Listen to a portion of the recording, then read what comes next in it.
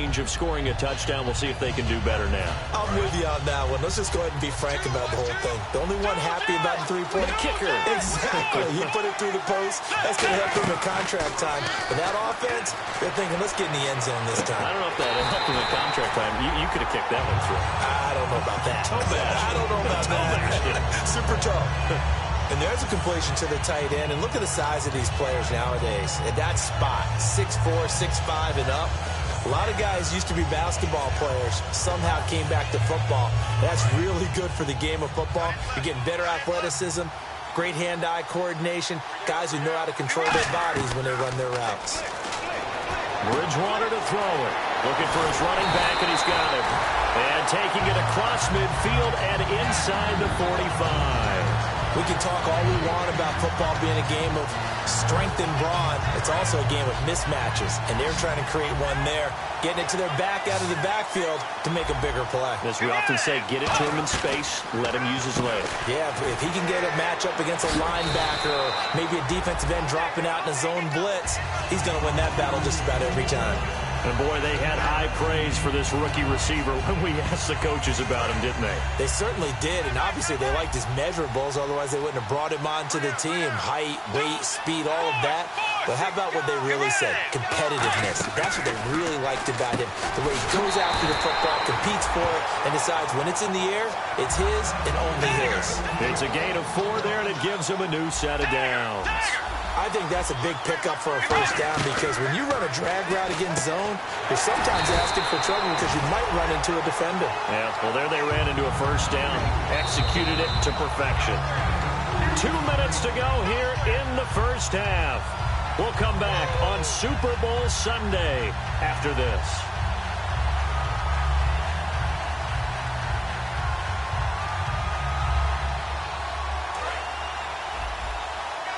And they're going to go soft on the corners. To the air again with Bridgewater. And he's got his man on the out route. And he's taken down, but not before reaching the 10-yard line. And now the Saints are going to take a timeout on defense. It's just their first, so they'll have 2 remaining here before we get to halftime.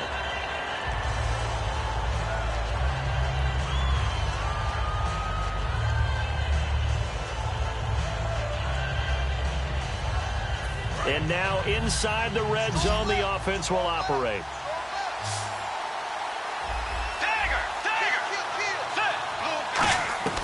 Bridgewater now looking to throw on first. And he'll be hit as he releases it, and that'll fall incomplete. The good signal callers would never go back in the huddle and play the blame game because they need those guys to protect him. But on that last one, his offensive line, they lost their leverage very quickly, and that's why they were able to get to him and hit him as he tried to throw the football and force an incompletion.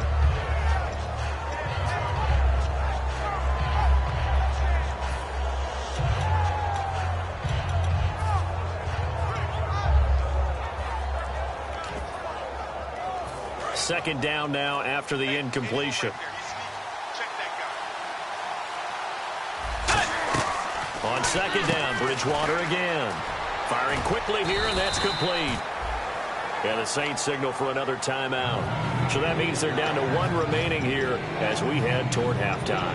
And just a small glimpse there as to why they like this rookie so much. And that's why they lit up a little bit in our meetings with the coaching staff, didn't they? When we talked about him, they did. Yeah, you know, they like his work ethic. You know, this guy's running every route well in the route tree and getting better at it all the time, really honing his game. They expect a pretty good jump out of him as things continue to move on.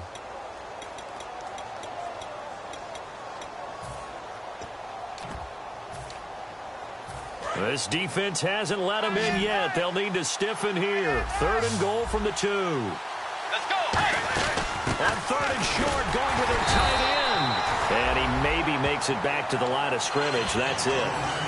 Now hang on here. Timeout called by the defense. And with halftime on the horizon, they'll be out of timeouts from here forward.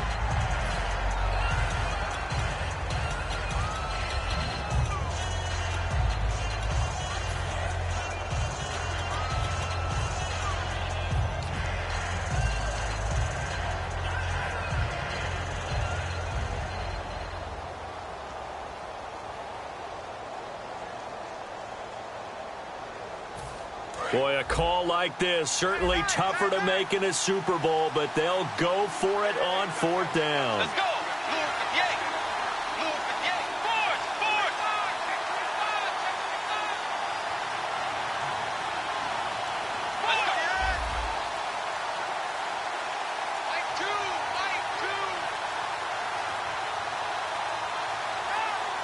Play clock down to 0, and that's going to be a delay. And for the second time tonight, his field goal unit comes out here. This just a 24-yard attempt. And his kick is indeed good, and they will get the deficit down to 5. It's 11-6. So the drive takes them inside the 10, but it ends with just 3. And a nice job defensively to rise up and make sure they didn't get in. Following the field goal on is the punter, Drew Kaiser, to kick it off.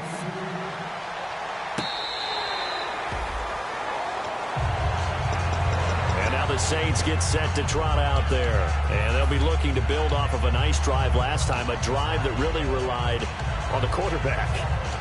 Making good decisions, distributing the ball well, distributing it accurately, keeping it away from danger. A really nicely run drive. But now the defense, what adjustments do they need to make in the passing game? Pass rush, pass rush, pass rush. Whether it's the guys up front or maybe you bring additional guys, but you've got to disrupt the timing of them throwing the football. We'll see if they can disrupt it here. Give him 5 on the carry there, and it'll be 2nd down. And that's exactly what you want on a 1st down run. Pick up 5 yards, bring up 2nd and 5. The defensive line, though, they've got to figure out a way to out-leverage the guys up front because the offensive line is winning at the point of attack. Touchdown, New Orleans. Brandon Cooks, 70 yards. And the Saints are able to strike quickly for 6. And when a Hail Mary is completed for a touchdown pass like that, I think any defensive coordinator just puts their face right into their hands.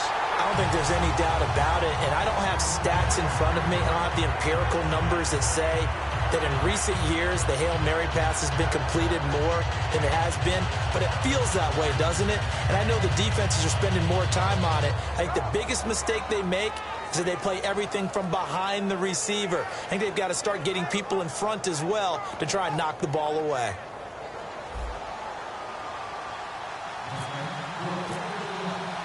Now Catanzaro after the touchdown to kick it away.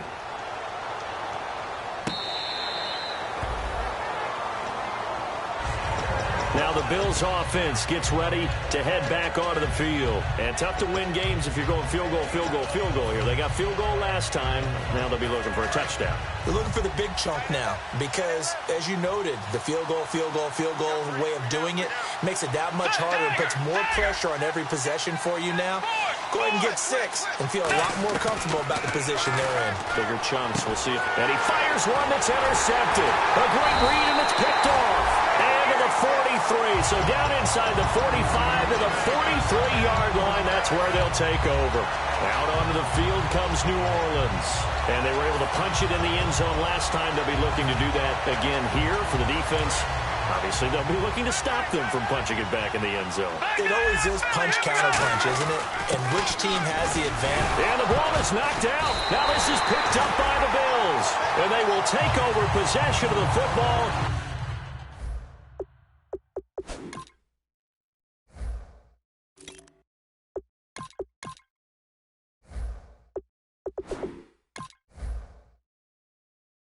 At their 42-yard line.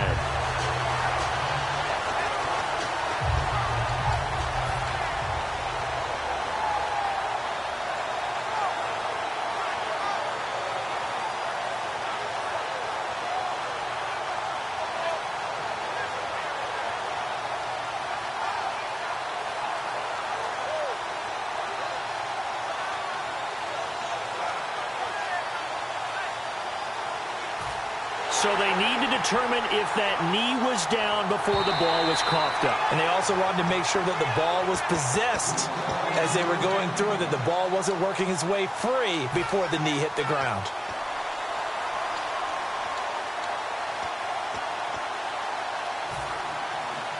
So they almost turn it over there. Scary moment. 2nd down here. Watch it now, Barney. Here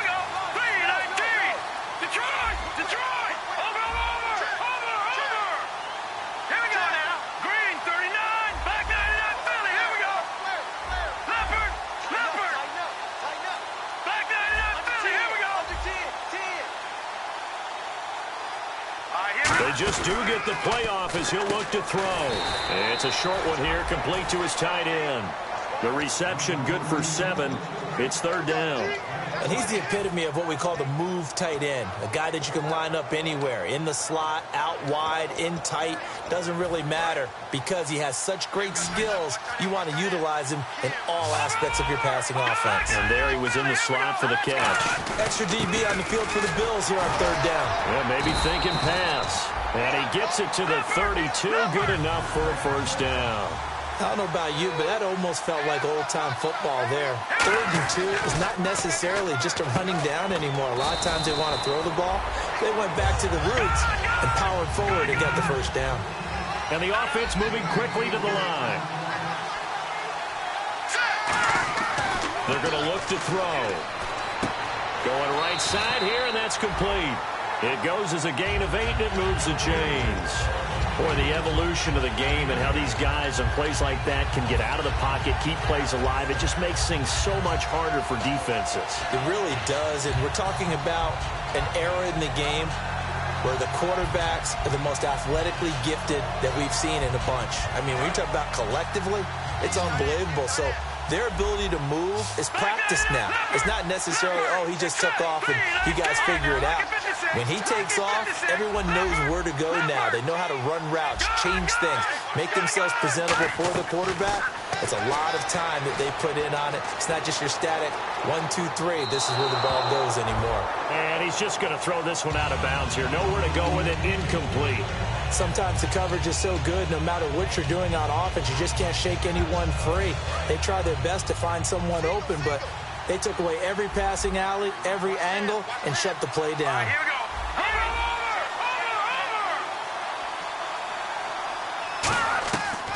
And 2nd and 10, he'll look to throw again. Dancing to his left. And he'll just chuck this one up into row G. It's incomplete. Let's face it, perfection is something we all chase, whether it's playing this game or whatever we do. Hard to attain, but that's what they were searching for as that pass goes incomplete. And Catanzaro's kick is right through, and that will make this now a 15-point advantage. So it's a 7-play drive, but it stalls out in the end. Let's credit the defensive front 7. They were a little leaky at the start of the drive, but they stiffened toward the end. Now after the made field goal, Catanzaro to boot this one away on the kickoff.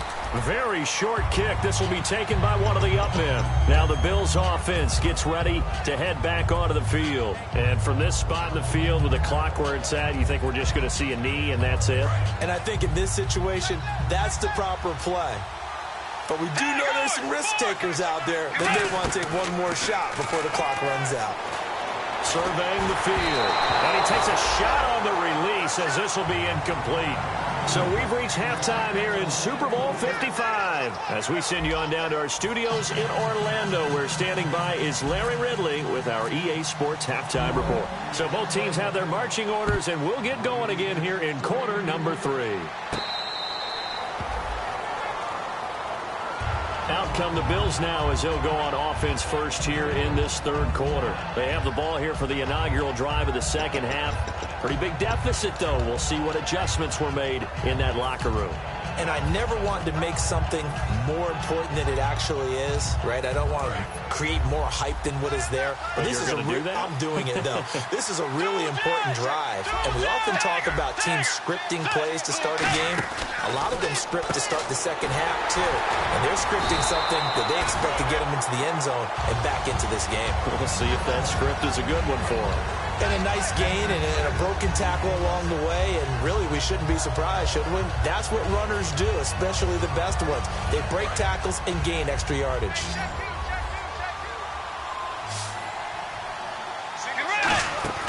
A second down throw for Bridgewater. Flushed out right. He's going to let this go deep, back over the middle. And the hit jarred it loose. It's incomplete. Sure, that pass was incomplete as they made an attempt to get a big one downfield. But that's okay because the second part of that is if you don't get the completion, at least you've told the defense you're trying to stretch them out a little bit, and they may have to change accordingly. They come out 5 wide, 3 of them to the right side.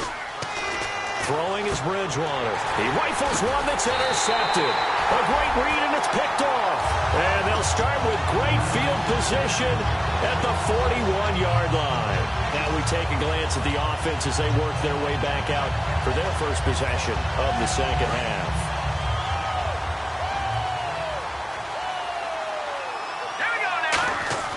He'll try and start this drive in the air. And he will find his man on the outside. The completion good for 3, and it's second down. Got to give credit where it's due. Really nice defense on that play. The pitch and catch was successful, but not any run after it.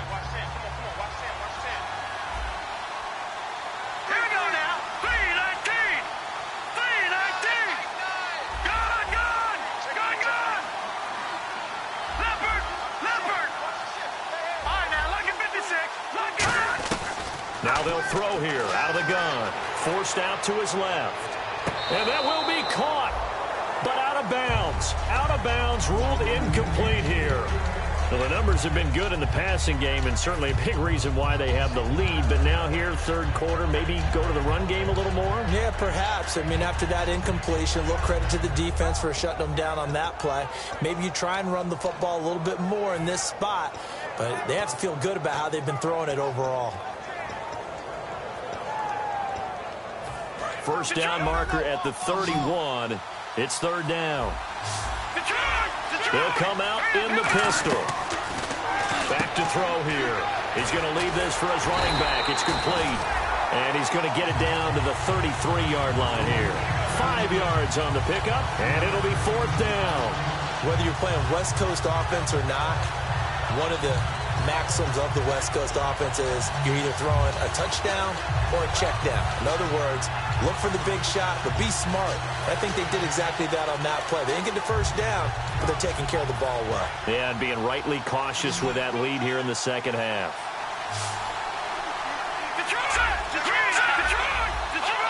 They come out here in the eye.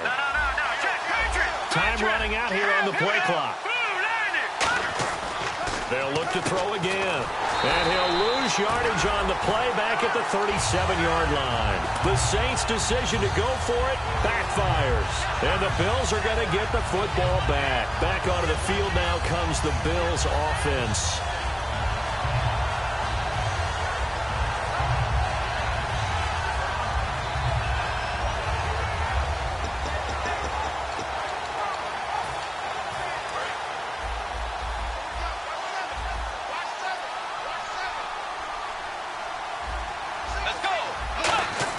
They go back to the air here after the INT. And he's got his man on the out route. 11 yards on the pickup, and it's first down, Buffalo. What I love about watching the passing game nowadays is that the one-dimensional receiver is really starting to leave the game. You've got to be able to do it all. Of course, you've got to run fast. Of course, you've got to catch the ball. But route running savvy and toughness, there's a premium for all of that now. Let's go. A first down throw for Bridgewater. And right side, Henry's got it. Give him 9 there on the first down completion. Completed pass play. Now let's see if they go back to the air or to the ground. Looking to speed things up here, going with some tempo. Second down, Bridgewater. Escaping the pressure right. Now he'll let this one go deep, right sideline. The former Clemson Tiger, Sharon Peak, was the target. And it's third and short. That was close to a big play, and just a little bit too far that he was led. He caught it but couldn't stay in bounds, Charles. Yeah, I'm not very good at these sort of things, but I have to believe the farther you are downfield, the less your margin for error in throwing the ball, correct? Yep. Yeah, so they gave it a good effort there. Really tried, just couldn't complete it.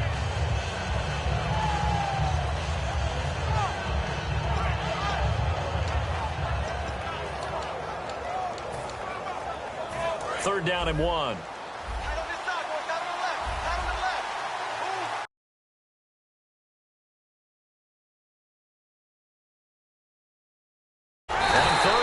Here's Bridgewater. It's a gain of 3, and it gets him to first. And quickly, they get to the line. Possible run anticipation here as the D-line sandwiches together. Well, we're used to seeing the guy that you consider the number one receiver double covered, but how about this guy? He's double covered and finds a way to make the play for a first down. That's how you increase your Madden rating, right? No doubt about that at all. And you know something? I think we'll hear about that from him soon.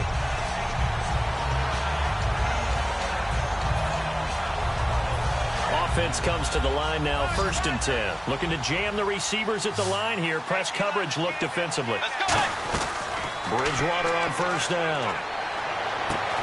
And it pops free. The collision there jarred the ball loose and brings up 2nd down. Timing's crucial in any route thrown, but when you throw an out, so many things are going through the mind of the receiver. Catching the ball, timing it up with the quarterback. Are my feet going to get down in bounds? On that play, all those things going through his head might have caused him to drop it. So 2nd and 10 here. Watch tight. Tight end's right. Watch tight. Tight end's right. Be ready. A 2nd down throw for Bridgewater. Sideline throw, it's complete. And a nice job there of keeping the toes in bounds. If you're running out route, it's likely you're going to end up near the sideline. And what did we just see there? Toe tap. You got it. The benefits of practice. Toe tapping, foot dragging, picking it up, and making sure it was a catch. Play number 7 now coming up on the drive. 3rd and 5. To the air again with Bridgewater. He gets it here to Peak.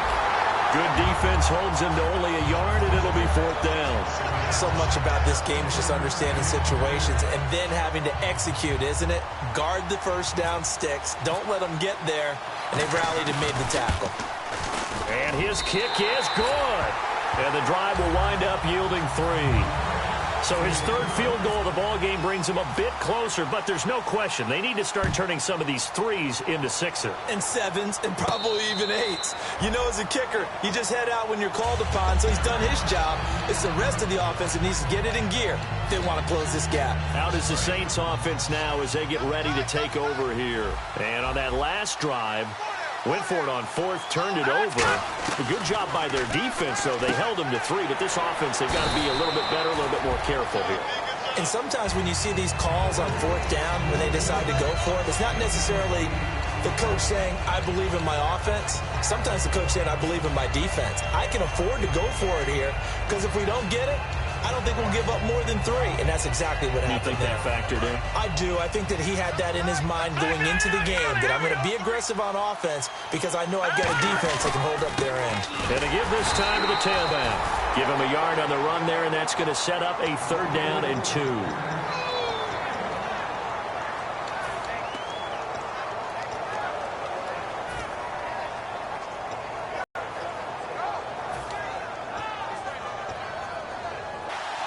They come out here in the eye.